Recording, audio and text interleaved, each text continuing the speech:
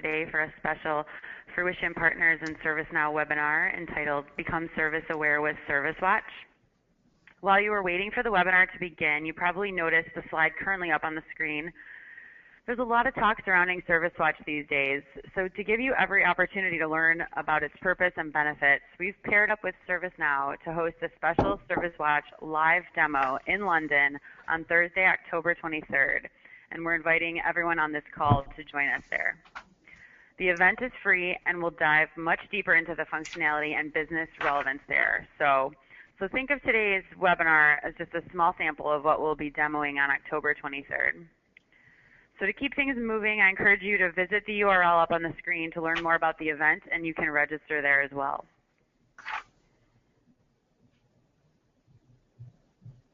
Today's webinar is only 30 minutes, so we'll keep the intro light, and I'll jump right into the content you're here for. I do want to point out that the webinar is being recorded. So you will have, if you have to jump off early for any reason, you'll be able to watch a recording of the webinar on the Fruition Partners website sometime early next week, and you'll be notified via email when it's available. Again, we're very excited to be doing this joint webinar with ServiceNow today. We have two amazing presenters lined up, Alan Johnson from Fruition Partners and James Neal from ServiceNow. Both have an abundance of experience when it comes to the ServiceNow platform, and furthermore, a great deal of hands-on experience with ServiceWatch, so you're in for a real treat. Alan, if I could just get you to say hello real quick so the folks can hear your voice. Hi, everyone. Great to speak to you today. Great. And then James, if you could do the same. Hi, everyone. Welcome to the webinar. Great. Thanks. Again, this webinar is only 30 minutes, and we have a lot to cover, so we won't have time for a dedicated Q&A at the end like we normally do. However, we still encourage you to ask questions as they come to mind, whether via the GoToMeeting panel or you can reach us on Twitter, and we'll be sure to follow up with you personally after the webinar. So without further delay, I'm going to hand off things to Alan and James. Thanks for joining, everyone.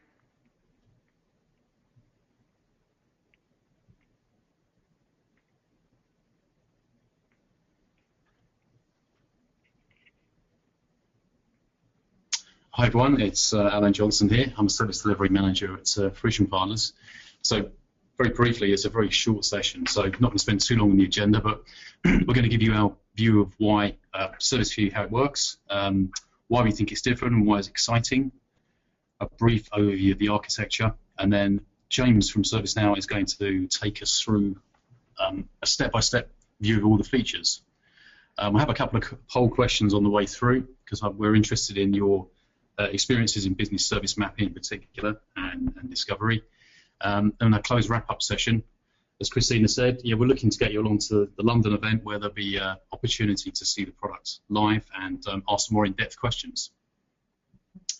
So moving on, those that aren't ServiceNow customers at the moment, the platform itself is a service automation platform. What that means is really the first puzzle that was solved with ServiceNow is the ITSM arena. For those that are users of the product, they know that it's you probably know that it's a workflow engine. The piece we're talking about today, so ServiceWatch is an exciting acquisition for ServiceNow. We're down in the operations management segment of the operating model. So we're talking about service mapping, real-time discovery, and event correlation and root cause analysis. So moving on. I guess we come across this in a lot of organisations where there's a big gap between the IT infrastructure, so the things that host the key services and applications, and really what the business needs. Having a view of lines of business in real time, looking at the status of those lines of business is really key. If a line of business is performing badly, that could have a serious effects on an organisation, whether it's financial or organisational. If something happens, we need to know very quickly where the root causes are and where the problems are. And also, what the impacts of a failure could be. So the gap is, we're bridging that gap with ServiceWatch. So what that brings to us, as you'll see in this section, is an automated service mapping tool. So really, really, really powerful stuff. I think we'd ask a poll question at this point, if we can, Christina, about any experiences you have as an organisation in doing service mapping. Certainly at Fruition Partners, before ServiceWatch came along, we found that's quite a difficult thing to do, and very quickly comes out of date and difficult to keep up to date. Also, real-time business service health. So there's a very clear dashboard showing you how services are performing and what the current status of them are. If you're on the IT operations side of things, if there is an issue, the tool allows you to very quickly to analyze where the root causes are and how that will affect the business service it supports. Also, if you're on the change management side of things, so for assessing the risk of a change, we can see, because we understand the breakdown of a service and its components, any changes that we may make on that service, what effect that could potentially have on a business line of business. Alan, did you want me to launch the poll? Yes, please, Christina. Okay, I'm going to launch it right now. So everyone, you'll see a pop-up on your screen if you could just answer. I will be launching it right now. So has your organization gone through the exercise of service mapping? Please select one of the following. Yes, and you're satisfied with it. Yes, and you're not satisfied with it. No, or I don't know. I'll give you about 10 more seconds to answer, to get your answers in.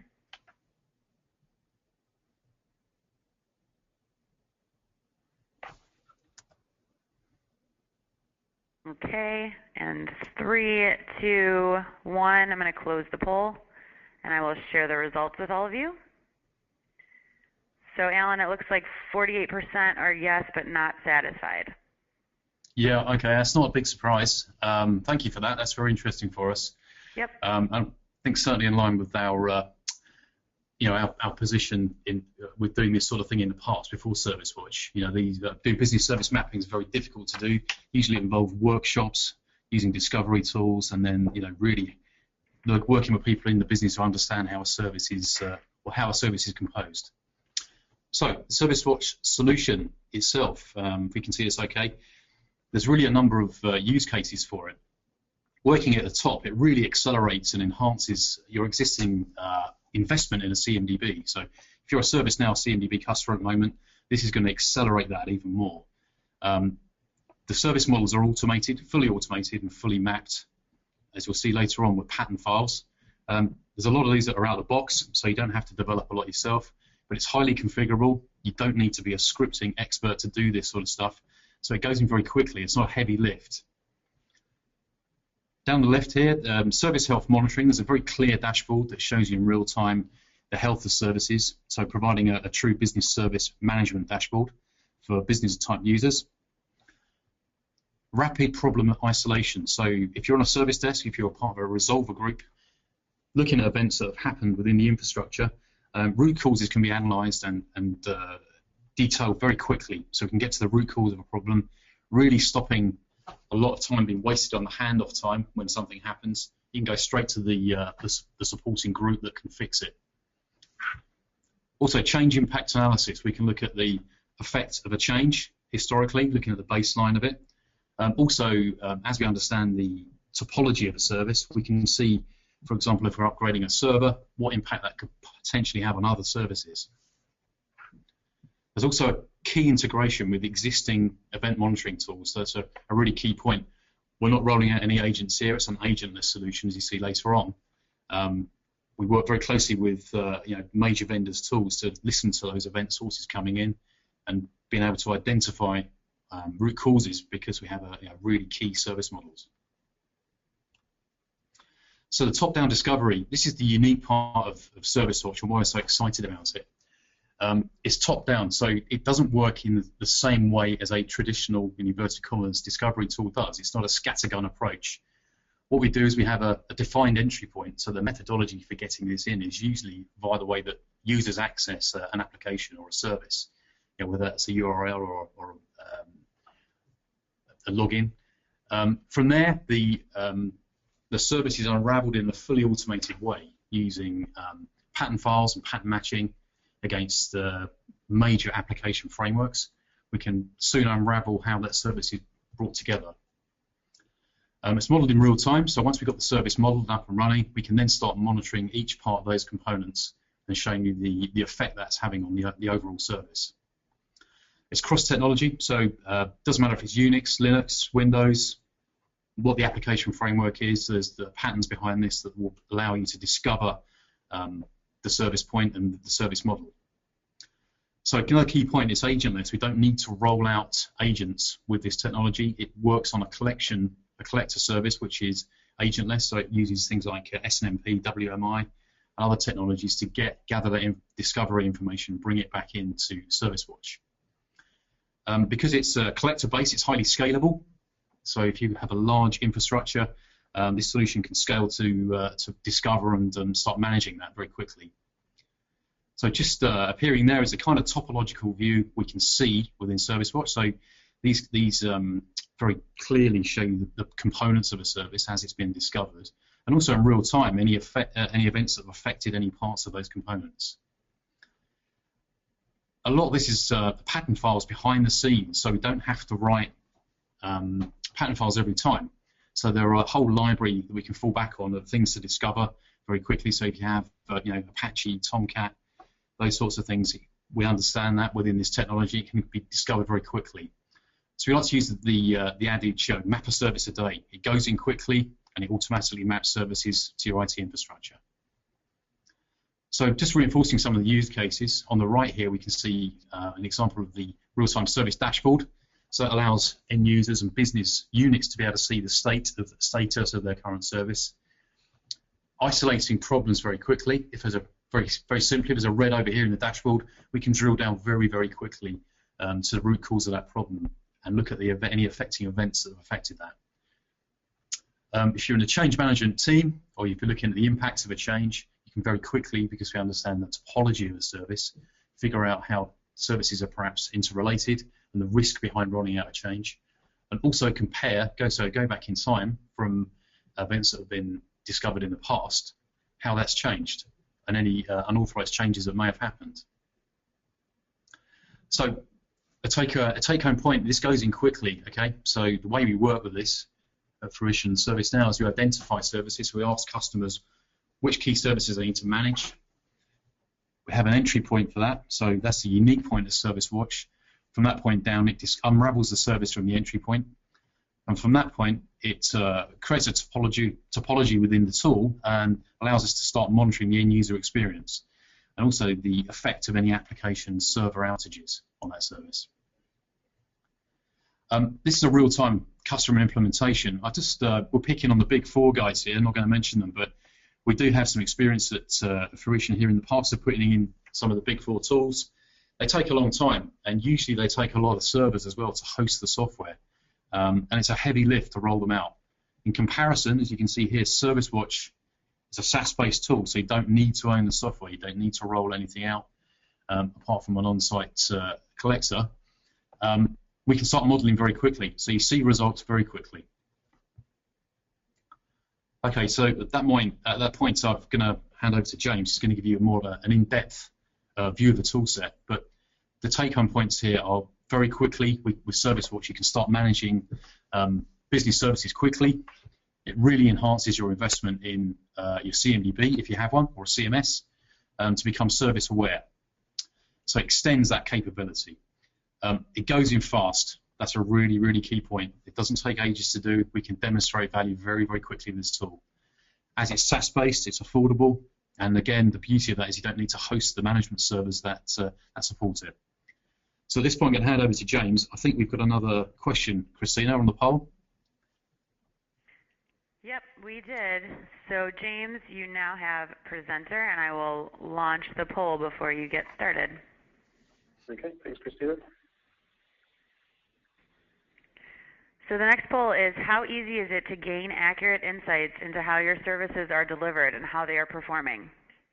Please select one of the following. It's very easy, easy, not easy, or I don't know.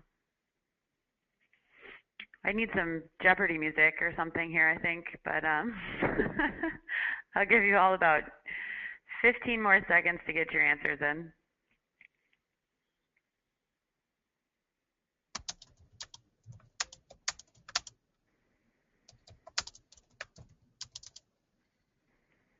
Okay, and in 5, 4, 3, 2, 1. I'm going to close it. And I will share the results with all of you. So it looks like 81% are saying it is not easy.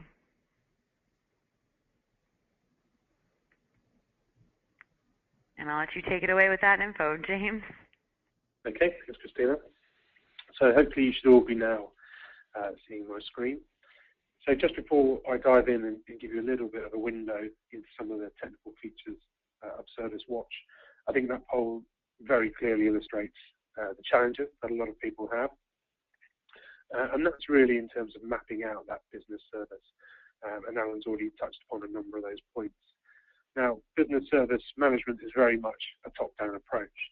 And the problem that organizations struggle with is that current technology discovery methods are very much bottom-up, if you like. So they're focused on asset discovery, so going out into your network and uncovering all of those devices that connect to your network.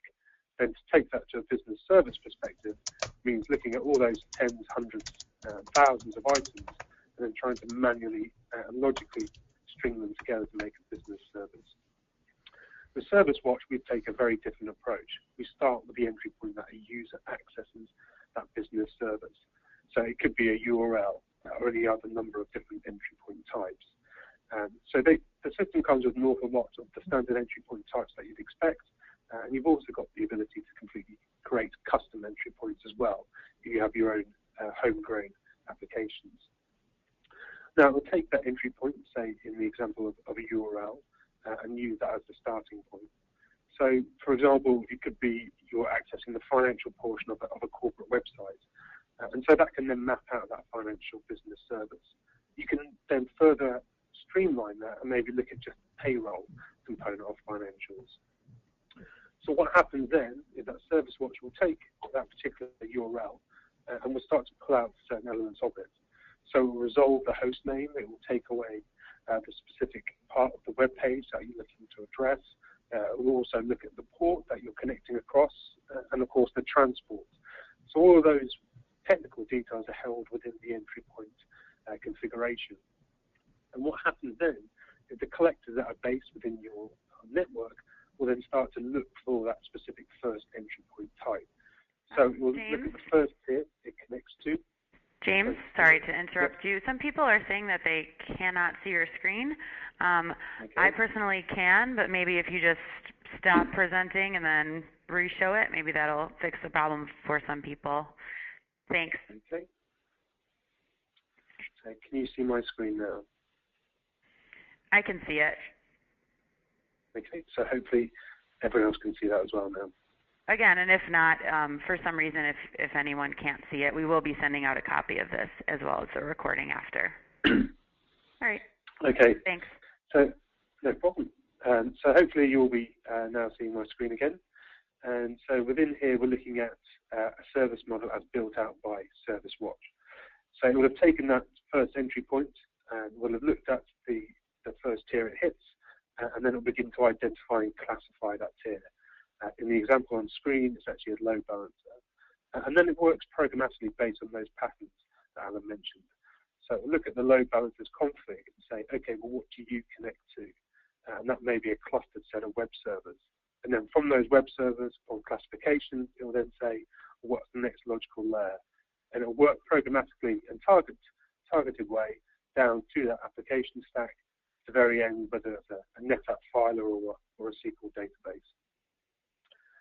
Now, the CIs that are uncovered by ServiceWatch are application-centric. So rather than just pulling out a physical host and making that part of the map, we're actually looking at the services and the applications that are hosted upon those servers, because that's what's really important to a business service, and understanding whether or not a change or degradation in service of one of those components ultimately impacts against that business service. So the example on screen here, the highlight elements, we've got a SQL Server analysis service, an integration service, and a database itself. So three separate systems running on one physical box, but each of those elements has a different impact on the overall business service. And so we can qualify and judge that impact on an individual basis. Now, we will capture, of course, the critical attributes of those applications, so understanding the type, and obviously the version numbers, etc. And it comes with a rich set of predefined attributes. They can, of course, be extended on to cover any other additional attributes you may wish. And that's what's displayed by default on the map itself to keep it nice and clean. But we do understand the importance of the supporting infrastructure stack. And so that detail is also captured as well and held off-map, if you like. So by clicking on the CI, we can not only see the application data, but we can then start to drill in and see, okay, what's the server that it's actually hosted on? What's that type of server? What operating system, etc. And if that's a virtualized server, what are the details of the virtual machine itself in terms of what image files it's using, what memory does it have allocated? And then ultimately, what does that virtual machine reside on? So what's the hypervisor detail as well? So all that great knowledge and information can be stored, but we're not going to clutter our business service map by bubbling it up onto the top level. Now, between those applications, there's obviously connections, and we don't want to have to manually create those either. So ServiceWatch will build those out for us. So rather than just a runs on or used by type of relationship, we can start to understand what was the origin host, what's the destination, what port are we communicating on, what transport language are we using, along with a number of other attributes. So we're starting to really understand the dependencies between these applications. And actually we can start to uncover configured connections that aren't actually used. But again, really relate back to the overall business service as to how this application or this service translates across your network and what technologies are being put into place. Now, on the overall business service map, again, this is a simple line, but in reality, it's not as simple as that. And so we will uncover as well all the network connections that make up those application connections. So much like a visual trace route, we'll uncover all the network devices, interfaces, and ports. So looking at the switches and routers that make up the communication between those 2 points. And so within that, we can actually drill down and look at a physical port on a switch of which the connection is on.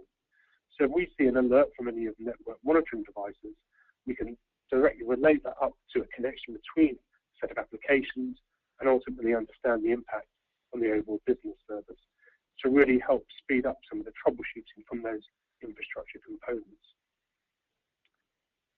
And when it comes to the business service map as well, we understand and we appreciate networks aren't a static environment, and neither is environments, especially looking at a lot of today's agile and elastic operating environments. So depending on the priority of the business service, we can ensure that the regularity of the discovery process is kept in a reasonable manner. So for a high priority one in a flexible environment, we may wish to rerun discovery on a much more regular basis. For a static or a lower priority business service, we can keep that to a much more separated and less frequent basis. And with those iterative discovery runs, we can then start to understand what components are being added to the underlying business service, what's being removed, and what's changing. So if we take an application from one host to another, we can understand the move, and we can relate that back to obviously to actual changes, to unapproved changes, and really help the communication between operations teams and change advisory boards. Coupled with that, we can start to understand the codependencies from other services and applications. So from that business map, we can drill down on a specific CI and look at its dependencies. So in this case, we have a SQL server, and that's serving multiple other different applications and different business services. So should we make a change, or should we have an event occur against that SQL server, then we can really start to understand what's the wider ranging impact and who do we need to be keeping involved in any of these change processes. That's a really brief insight into some of the ServiceWatch features. And again, just to echo the start of the presentation, obviously we'd love you to come along to the event on the 23rd of October and be able to see a real live, obviously demonstration of ServiceWatch, and also have a chance to get your hands on the technology. And with that, I'm going to hand back to Christina and Alan. Thanks, James. Again, I apologize for those that were unable to see James's screen, but we will be sending out a slide deck so so you'll be able to see all the slides as well as a full recording of the webinar. So if a question comes to mind as well after today, or if you'd like a private demo of ServiceWatch, feel free to reach out to Alan or James directly. Their email addresses and phone numbers are displayed on the screen. Or you can reach out to info@Fruition Partners. And then again, as James mentioned, don't forget about our special 3-hour ServiceWatch live event on October 23rd in London. And not only is it a great chance, to learn more about ServiceNow, but it's an easy way to connect with your fellow ServiceNow colleagues and partners. So be sure to visit the URL on that screen for more information. If you cannot see the screen right now, it is fruitionpartners.com/events, and you'll see it on the Fruition Partners website. So thank you again, and we hope to see you at our next webinar, everyone.